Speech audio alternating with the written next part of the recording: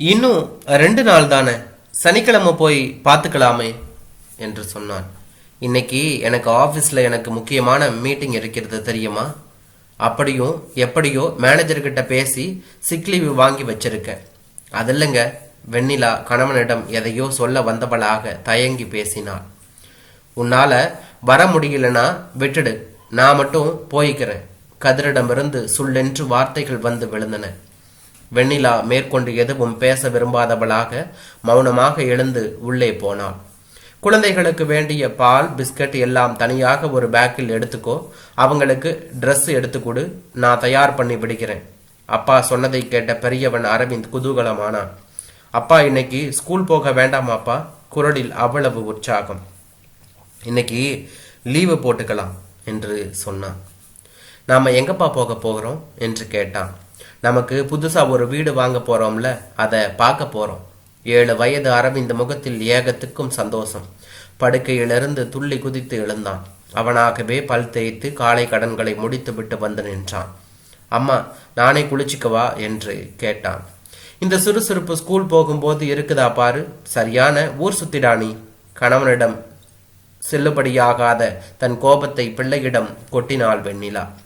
அரவிந்த், இங்க வா, அப்பா குளிக்க வைக்கிறேன் என்று குரல் கொடுத்த கதிர் தொட்டிலில் தூங்கி கொண்டிருந்த 1.5 வயது ஆதித்யனையும் தூக்கி கொண்டு குளியல் அறைக்குள் நுழைந்தான். 10 நிமிடங்களில் தானும் தயாராகி குழந்தைகளையும் தயார் செய்து கொண்டு வந்தான். இன்னும் அடுக்கலையில் என்ன பண்ணிக்கிட்டு இருக்க நிலா என்று கேட்டான். டிஃபன் என்று அவள் சொன்னாள். நான் தான் சொன்னேனே, போகும்போது வழியில எங்கேயாவது சாப்பிட்டுக்கலாம், நீ சீக்கிரம் ரெடியாகு என்று சொன்னான். நான் எதுவும் சொல்றதுக்கு இல்லை. குழந்தைகளை இந்த மொட்டை வெயில்ல, அதுவும் 2 வீலர்ல 30-40 கிலோமீட்டர் அழைக்கணுமா?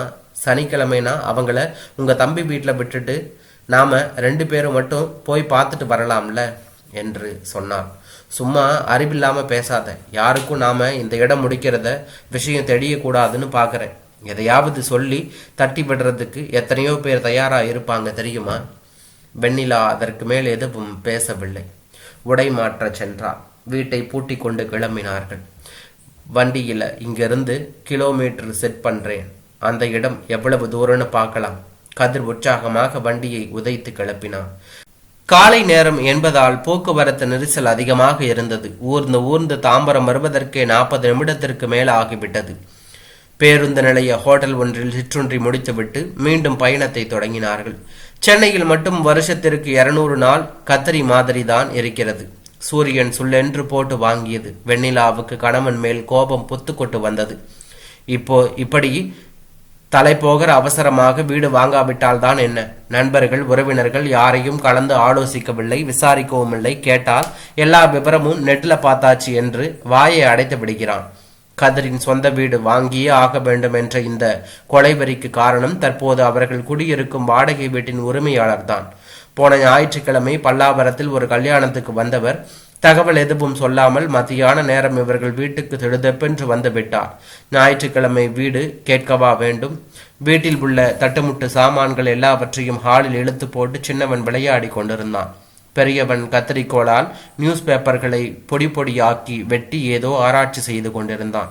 இது எதையும் கண்டு கொள்ளாமல் நட்ட நடுவில் ஒரு தலையணையை போட்டு படுத்திருந்த கதிர் ரிமோட்டை கட்டை விரல் வலிக்க அழுத்தி கொண்டிருந்தான் என்று தான் சொல்ல வேண்டும். வெண்ணிலா இந்த சத்தத்திலிருந்து எல்லாம் தப்பித்து உள்ளே அறையில் தூங்கி கொண்டிருந்தாள். சோஃபாவில் அவிழ்த்து போட்ட அழுக்கு உடைகள் அப்படியே கிடந்தன. ஞாயிற்றுக்கிழமை வீட்டை ஒழுங்குபடுத்த கூடவே கூடாது. அது முற்றிலும் அவரவர் சந்தோஷத்திற்கான சுதந்திரமான நாள் என்பது அவர்கள் வீட்டில் எழுதப்படாத சட்டம். ஆனால் விருந்தாரிகளோ நண்பர்களோ வருவதாக முன்கூட்டியே சொல்லியிருந்தால் வீட்டை சுத்தமாக ஆக்கி வைத்து காத்திருப்பது வழக்கம். வீட்டு உரிமையாளர் வீட்டை இவர்களுக்கு வாடகைக்கு விட்டு கிட்டத்தட்ட 1.5 வருடம் ஆகிவிட்டது. வாடகை செலுத்துவது எல்லாம் வங்கி கணக்கில்தான். அழைப்பு மணியும் ஒலித்தது. யாரு? நாங்க தாங்க, உமேஸ்வரன். பெயரை கேட்டதும் வாரி சுருட்டி எழுந்தவன் அவசரமாக சோஃபாவில் கிடந்த துணிமணிகளை சுருட்டி எடுத்து உள்ளறைக்குள் வீசினான். காலில் தட்டுப்பட்ட பொருட்களை எல்லாம் அங்கொன்றும் இங்கொன்றுமாக தள்ளி மறைத்துவிட்டு கதவை திறந்தான் என்று தான் சொல்ல வேண்டும். வாங்க சார், என்ன திடீர்னு? சண்டே இல்லையா? நல்லா தூக்கம். அப்புறம் எப்படி இருக்குங்க? உள்ள வாங்க. குரலில் சலிப்பு வெளிப்பட்டு விடாமல் கவனமாக உபசரித்தான். வீட்டில் எல்லோரும் நல்லா இருக்காங்களா? வாரேன்னு ஒரு ஃபோன் பண்ணியிருக்கலாமே சார் என்று கேட்டான். இல்லை சார், இந்த பக்கம் ஒரு கல்யாண வீடு, அப்படியே உங்களையும் பார்த்துட்டு போலாமேன்னு வந்தேன் என்று சொன்னார். நிலா, உமேஸ்வரன் சார் வந்திருக்கிறார். அறையை நோக்கி சத்தமாக குரல் கொடுத்தான். நைட்டியின் மேல் ஒரு துண்டை போர்த்தி கொண்டு தூக்க கலக்கத்தோடு வெண்ணிலா வந்தான். வாங்க, வீட்டில் நல்லா இருக்காங்களா என்று கேட்டான். பதிலுக்கு செயற்கை புன்னகையோடு தலையை ஆட்டிய வீட்டு சொந்தக்காரர் போர்க்களம் போல் கிடந்த வரவேற்பறையை கண்களால் அளந்தார். தனக்கு பக்கவாட்டில் இருந்த சுவரின் மேல் விழுந்த அவர் பார்வையில் அப்பட்டமான அதிர்ச்சி தெரிந்தது. பெரியவன் தன் கைவண்ணம் மொத்தத்தையும் அதில் காட்டியிருந்தான். கிரையான்களில் ABCD 1 2 3 எல்லாம் பெரிது பெரிதாக எழுதியிருந்தது. மம்மி டாடி என்ற தலைப்பில் படம் வரைந்து பாகம் குறித்திருந்தான். உள் ரூம்ல ஏசி மாட்டியிருக்கேன்னு சொன்னீங்கள்ல, செட் ஆயிடுச்சா? ஹோல்ஸ் எல்லாம் அவங்களே போட்டுட்டாங்களா? உள்ள வந்து பாருங்க சார். அதற்காகவே காத்திருந்தவர் போல உள்ளே அறைகள் எந்த லட்சணத்தில் இருக்கிறது என்று பார்க்க எழுந்து வந்தார். படுக்கை அறைக்குள் நுழைந்ததும் நேரே பார்வையை பட்ட சுவர் அவரை அதிர்ச்சியில் உச்சத்திற்கே அழைத்துச் சென்றது. குற்றம் நடந்தது என்ன என்று தொலைக்காட்சி புலனாய்வு தொடருக்கு விளம்பரம் காட்டுவார்களே, அதுபோல சுவரெல்லாம் சிவப்பு நிறத்தில் கைத்தடங்கள், கோடுகள் என அதிபயங்கரமாக இருந்தது. அவர் பார்வை போன போக்கை புரிந்து கொண்ட கதிர், ஒய்ஃப் நெயில் பாலிஷ் போட்டுட்டு அப்படியே மறந்து கீழே வச்சுட்டு போயிட்டாங்க. பையன் எடுத்து சுவரெல்லாம் பூசிட்டான். ரிமூவர் போட்டு துடைச்சா போயிடுன்னு நினைக்கிறேன். அசடு வழிந்தார். ச்சே, இது ஞாபகம் இல்லையே. வெண்ணிலா தர்ம சங்கடத்தில் நினைந்தாள். சின்ன குழந்தைங்க இல்லையா, வீட்டை ஒரு வழி பண்றாங்க என்றால், குழந்தைங்கன்னா அப்படிதாமா இருப்பாங்க என்று அவர் சொல்லுவார் என எதிர்பார்த்தவள் ஏமாந்து போனாள். அவர் முகத்தில் எள்ளும் கொள்ளும் வெடித்தது. சார், ஒரு வருஷம் அக்ரிமெண்ட் முடிஞ்சதும் வாடகை ஜாஸ்தி பண்ணுவேன்னு ஏற்கனவே சொல்லியிருக்கேன். அடுத்த மாதத்துலேருந்து 11,000 கொடுத்துடுங்க. எல்லா இடமும் வீட்டு வாடகை ஏறி போச்சு இல்லையா? சார், ஒரேடியாக 2,000 ஜாஸ்தி பண்ணினா எப்படி? வேணா 10,000 கொடுக்குறேன். இல்லை சார், உங்களுக்கு சௌகரியப்படலைன்னா விட்டுடுங்க. 12,000 தர்றதுக்கு நிறைய பேர் கேட்டுட்டு இருக்காங்க.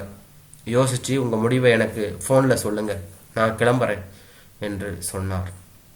காஃபி டீ ஏதாவது சாப்பிடலாமே? இல்லைம்மா, இப்போதான் சாப்பிட்டேன், வர்றேன் என்று சொன்னார். காரில் ஏறி கிளம்பி போனார் என்று தான் சொல்ல வேண்டும்.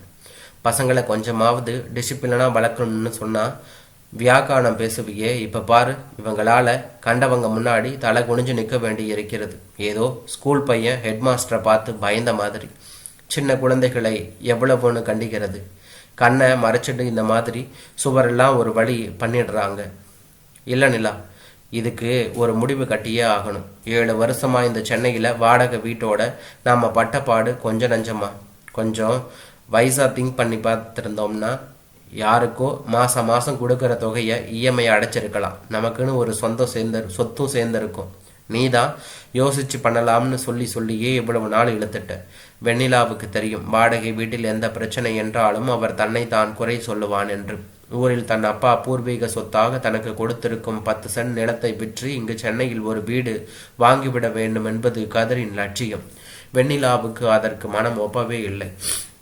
அவ்வளவு பெரிய இடத்தை விற்று இங்கு புறா கூண்டு மாதிரி ஒரு வீடு வாங்கவா? அதற்கு பதில் வேலை பார்க்கும் வரைக்கும் வாடகை வீட்டிலேயே கழித்துவிட்டு சொந்த ஊரில் விஸ்தாரமாய் ஒரு வீட்டை கட்டி போட்டு விட்டால் வயதான காலத்தில் போய் தங்கிக் கொள்ளலாம் என்பது அவளின் கருத்து.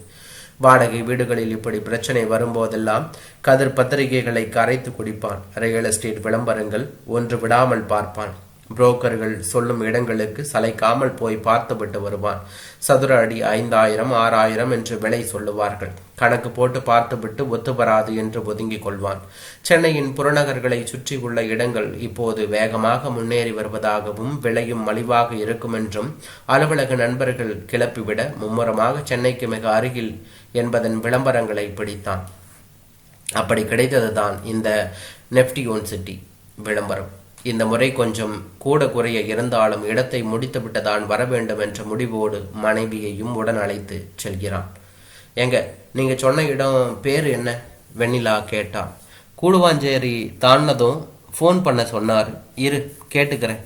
வண்டியை ஓரம் கட்டினான்.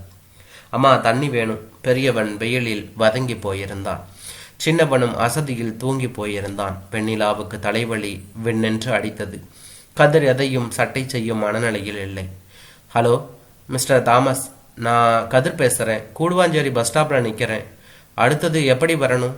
எதிர்முனையில் என்ன பதில் கிடைத்தது என்று தெரியவில்லை. கதிரின் முகத்தில் மெலிதான ஏமாற்றம். என்ன சொல்றார்? இதே ரோட்ல நேரா கோவிலுக்கு வர சொல்றார் என்று சொன்னான். அந்த கோவில் பக்கம்தான் நம்ம பார்க்க போற வீடா? வெண்ணிலா அப்பாவியாக கேட்டாள். கோவிலுங்கிறது ஒரு ஊர் பேர். இன்னும் 2-3 ஸ்டாப்பிங் தள்ளி இருக்குது. இன்னும் போகணுமா? நீங்க அந்த ஆளுகிட்ட. வெண்ணிலா சொல்லி முடிப்பதற்குள் வண்டியை கிளப்பினான் கதிர். குழந்தைகளை உட்கார வைத்துவிட்டு மௌனமாக ஏறி அமர்ந்து கொண்டாள். ஒரு வழியாக கோவில் வந்தது. மீண்டும் செல் பேசினான். சார், கோவில் மார்க்கெட்ல நிற்கிறோம் என்று சொன்னான். என்ன சொன்னார்? வெண்ணிலா சற்று கலவரமாக கேட்டாள். இதற்கு மேலும் பயணம் என்றால் குழந்தைகள் தாங்க மாட்டார்கள். அவர்களும் தொண்டை வரட்டியது. கதிர் பதிலே சொல்லாமல் வண்டியில் ஏறி உட்காரும்படி சைகை செய்துவிட்டு ஓட்ட ஆரம்பித்தான். முன்னால் உட்கார்ந்திருந்த பெரியவன் பெட்ரோல் டேங்கின் மேல் தலை வைத்து தூங்க தொடங்கினான். மனைவி எதுவும் கேட்காமல் அமைதியாக வருவது கதிருக்கு என்னவோ போல் இருந்தது என்று தான் சொல்ல வேண்டும். இன்னும் கொஞ்சம் தூரம்தான். ரைட்ல திரும்பி வந்த ரூட்லேயே வர சொன்னார். அங்க ஒரு சிக்னல் வருமா, அங்க விசாரிச்சுக்க சொன்னார். கடவுளே, இன்னும் விசாரிச்சு தான் போகணுமா? வெண்ணிலா நொந்து போய்விட்டா. அந்த குறிப்பிட்ட சிக்னல் வந்ததும் வலது புறத்தில் உள்ளே செல்லும் சாலையை பயணிக்க தொடங்கினார்கள். சற்று தூரம் சென்றதும் கண்ணதாசன் நகர் 5 கிலோமீட்டர் என்ற பெயர் பலகை இருந்தது. அவனுக்கு நம்பிக்கை வந்தது. கண்ணதாசன் நகர்னு தானே ஏதோ பெயர் சொன்னார். டிராபிக் எரிச்சல்ல சரியா காதுல விழல. கண்ணதாசன் நகர் வந்தது. ஒரே ஒரு பெட்டி கடை மட்டும் இருந்தது. அருகில் சென்று விசாரித்தான்.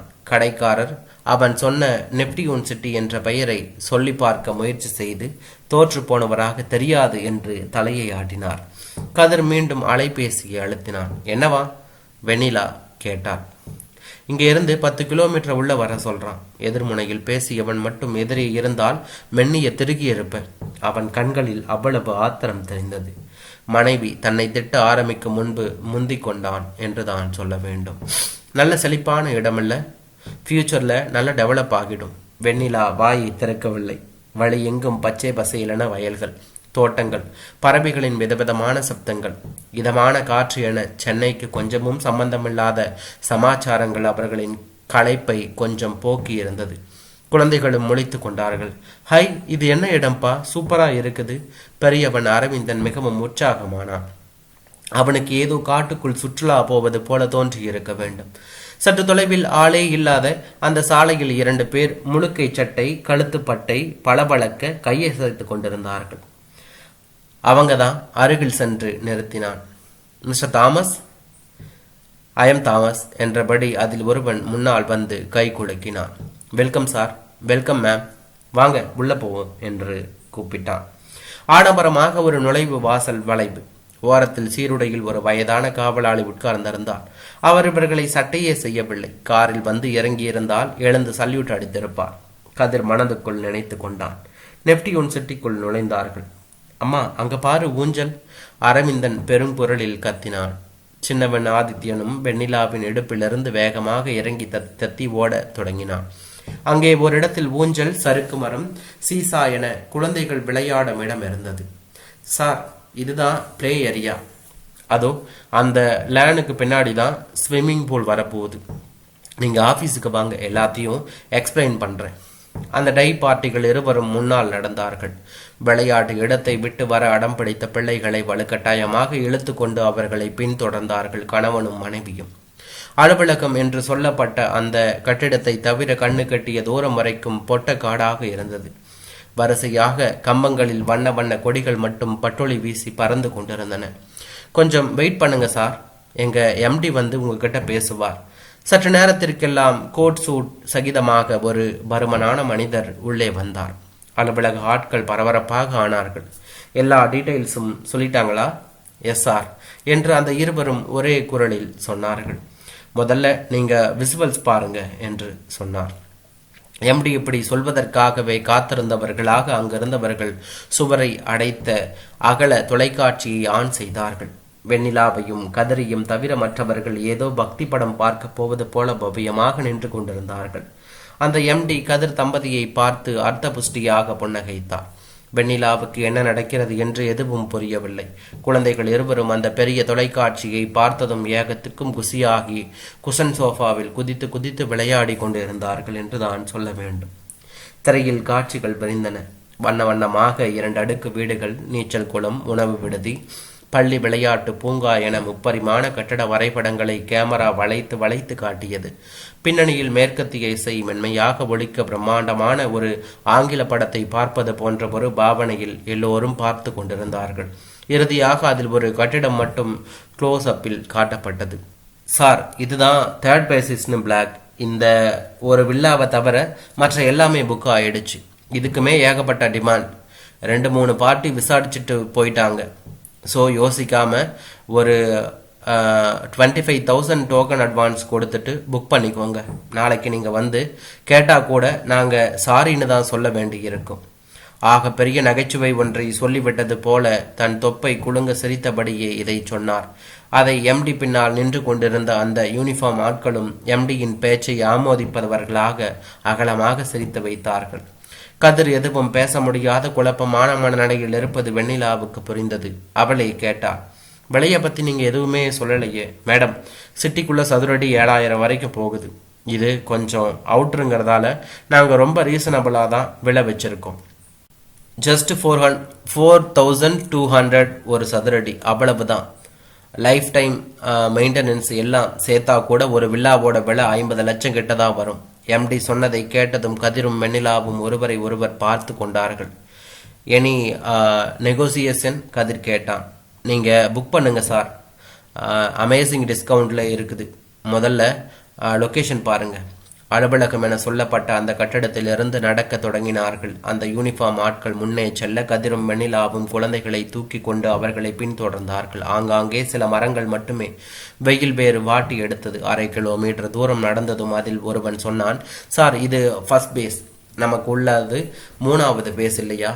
இன்னும் கொஞ்சம் தூரம் நடக்கணும். நடந்தார்கள். பாத யாத்திரை கணக்கில் வலியும் வியர்வையும் பிழிய நடந்தார்கள். அந்த மனிதர்கள் இருவரும் ஒரு குறிப்பிட்ட இடம் வந்ததும் நின்றார்கள். சார், இதுதான் 3rd பேஸ். அந்த லாட்ஸில் தான் உங்களோட டி பிளாக் வில்லா வருது.